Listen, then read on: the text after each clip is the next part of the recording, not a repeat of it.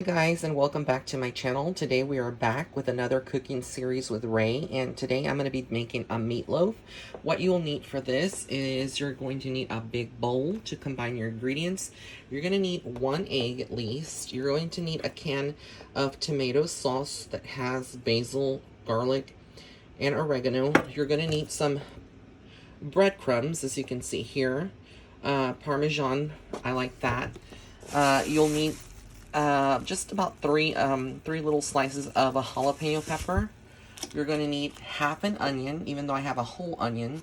You're going to need some celery. I'm going to try this recipe with a little bit of celery, but just like maybe like less than half of one stick of celery. And you're going to need, last but not least, you can use, you'll need some ground beef. This is 1 pound, so one little chub of ground beef. This is 73% lean, 27% fat, but of course you can use whichever type of ground beef that you want. So what I'm going to do to begin this meatloaf is I'm going to open this package up and I'm going to put it in to the bowl. So that's what you'll see next. So as you can see, we have the ground beef already in the bowl. Now what I'm going to do is I'm going to go ahead and take 1 egg from this carton and I'm going to crack it. I use brown eggs because they are cage-free, and this product is cage-free and it's produced without the artificial growth hormones and antibiotics that a lot of chickens are given. So I am going to crack this egg in here. Some people would actually crack it into like a measuring cup or a separate little bowl and would whisk it around, but I don't need to do that. Like, I do it a lot differently. And throughout this video, when you look at the measurements, again, you may want to measure your own way. I don't go by like a specific measurement. I kind of wing it. So just pay attention. And again, you can substitute or add anything that you want into your meatloaf, but this is how I make mine. So now I'm going to crack the egg into the bowl. All right, so one thing that I didn't show on here is actual at least 1 or 2 slices of bread, which I don't have here. I like to add some breadcrumbs, but also some bread when I make this meatloaf. So what I'm going to do now is I'm going to take my onion here, and I'm going to chop half of it, dice it up, and put it into the mixture.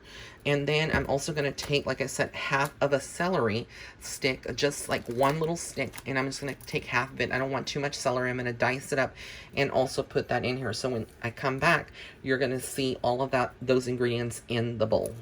So now I have all those ingredients in there. I have half the onion chopped and it's in the mixture. I have half of one stick of celery chopped, and I forgot one essential ingredient, half of a bell pepper. So again, rinse out your, you don't have to rinse out your onion, but at least like the celery and this, you're not going to want to put in the seeds. You're going to want to take out all the seeds and the stem and cut that all off, and then dice half of a bell pepper and put it into the mixture. And one of the other ingredients that I don't have on here is the garlic cloves, 2 garlic cloves, and the cumin seeds with black pepper, which I will be using a molcajete. I use that a lot in my dishes. So you'll see that. And then also I'm going to be topping my my actual meatloaf with cheddar cheese. Now for the oven itself, you want to have it on 350, and it will probably bake, I would say, maybe like for an hour and a half, or maybe an hour. Typically, you just have to keep your eye checking it and you'll know. So now I'm going to chop up the bell pepper and put it into the bowl. So now I have the bell pepper chopped up in here, and the next thing that I'm going to do is put some jalapeno, maybe about 3 slices. You can also add red chili flakes. I have them here. Let me show you.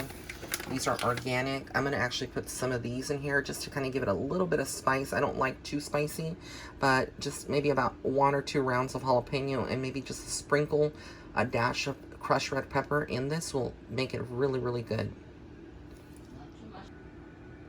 So I have now the jalapeno in here. Now I'm going to take, while I have it running, I'm going to take some of these breadcrumbs, and what I'm going to do, excuse me, is just put a little bit of breadcrumbs on there, not too much, because I'm going to actually use real breadcrumbs. So if I had to measure that, I would say like maybe 3/4 of a cup of breadcrumbs. But again, you can substitute or put whatever you want. And now I'm going to put some tomato sauce in here. So I'm going to open this up with a can opener, and you will see that next. All right, so I have the tomato can open. You want to put maybe less than, maybe about 2/3 of a cup of tomato sauce. You don't want too much tomato sauce in there. Again, depends on how much you want, because you don't want this mixture to be very soggy or very wet, because it has to have like a thicker consistency. So now I'm going to get some breadcrumbs. I'm going to get two bread slices of butter bread, and I'm going to tear them up into pieces and throw them into the bowl. And then I'm going to get my two cloves of garlic, and my molcajete, and my cumin seeds with black pepper, and I'm going to smash that up and put a little bit of water and put it into the mixture. And then if you have press-on nails, I don't know if you want to do this recipe. I'm pretty sure you can still work through and use your hand, but it's going to get a little dirty, because as we get into mixing all the ingredients, I use my bare hands. Some of you may want to use gloves if you don't want to get it all over your jewelry. Some of you that are wearing rings may want to take them off when you're mixing all of this with your hand. Could you use a spoon and not use your hands? Sure, but I actually feel like it's better to combine all of the ingredients using your hand. All right, so now we have the bowl here with all the breadcrumbs, and as you can see, they're here. Now I'm going to get my molcajete and peel 2 cloves of garlic, and then put some comino seeds or cumin, and then I'm going to grind that with the mortar and pestle, you know, that molcajete, and then I'm going to throw a little bit of water in that, mix it all around, put that in here. So you'll see that next. So what I have here now, guys, is I have the molcajete, the 2 cloves of garlic, and some cumin seeds that come with black pepper. Again, I use, for those of you that are asking what are those, I use this pack. It's mixed spices. It's by the brand Fiesta. Or at least Fiesta's the name of it. So you can look at that, you know, when you go and look at your spices in the grocery store. And so I'm going to smush this, grind it very well, put some water, and put it in here, and then I'm going to start mixing it. Alright guys, so what I'm going to do now is I'm going to take my hand, I'm going to mix all of this, I wash my hands before, again, doing this. And again, depending on the consistency that you have, if it's too wet, you may want to add another slice of breadcrumbs in here. Or, you know, some more of those actual breadcrumbs that are Parmesan to kind of thicken it up a little bit. So as you can see, it gets very messy.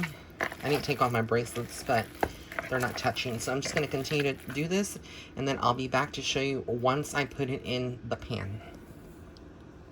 So guys, I have a baking bread, I guess you call this like a bread pan, and this is what I'm going to be putting this mixture. As you can see, I have it all already smushed up and mixed around, and I'm going to put this right here into the actual baking sheet, or you know, whatever you want to call it, baking loaf pan, which I'm going to bake the meatloaf in. So just stay tuned. So as I have it here, I have a spoon, and what I'm going to do, I'm just going to kind of press it down so it's kind of flat and kind of even. Again, this is just, you know, the way that I do it. You can use your hand if you want. Why not? Especially if you already mixed the ingredients. And you can see all those yum-yums of the bell pepper, the onions, and it's kind of hard to film with one hand and do this, so you can want to turn it around a little bit so you can see.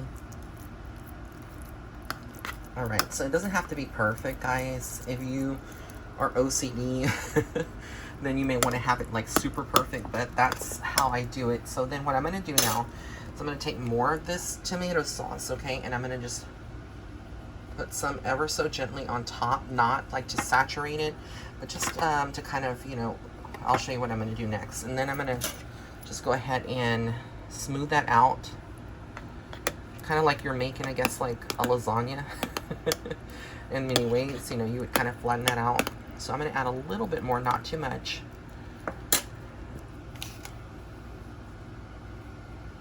This is the inner Italian, because I am part Italian, coming out. I love tomato sauce. A lot of people don't care for tomato sauce. So a lot of people, when they make meatloaf, they use ketchup. I don't. I don't like ketchup. One thing, especially if you're diabetic, you have to be careful, or you're pre-diabetic, or you're just watching your weight, is that ketchup carries a lot of sugar. And I think a lot of people don't realize that. But again, if you are a ketchup person, you can use ketchup. So now what I'm going to do is I'm going to take here some mild cheddar. And this is shredded. It's the fancy. Yes, very fancy. And I'm just going to kind of like just take my hand, get a scoop, and I'm going to put it on top of this mixture. And then I'm going to cover it with foil paper and stick it in the oven for 350 on 350 degrees for approximately 45 minutes to an hour, and then I'll be checking on it. And just expect your kitchen to smell amazing when it starts cooking. Alright, so here is the actual pan with all the cheese, as you can see, on top. And again, you don't have to put cheese on it. A lot of people that I know that make meatloaf, they don't use cheese as a top, you know, a topping. Some put breadcrumbs on the very top. I'm a cheese person, so I love to put some cheese on top so it's ooey and gooey when you cut into it. And now I'm going to wrap it up with some foil paper and stick it in the oven, and I'll be back to show you the final result. Alright, so here we have it. It is fully cooked. This is the meatloaf, and you can see it's a boiling, sizzling, and it smells so good. So I'm going to plate it, and then you'll get to see what it looks like. And here you go, guys. This is the final product. It's plated and served. I'm not going to add anything else to it. It is kind of, you know, wet. Maybe I should have added a little bit of more breadcrumbs, but you don't want it too dry either. So I'm going to enjoy it. I hope you enjoyed this video. And if you did, please comment below and subscribe to my channel and smash the like button and share this recipe. Blessings and love and light. Have an amazing day.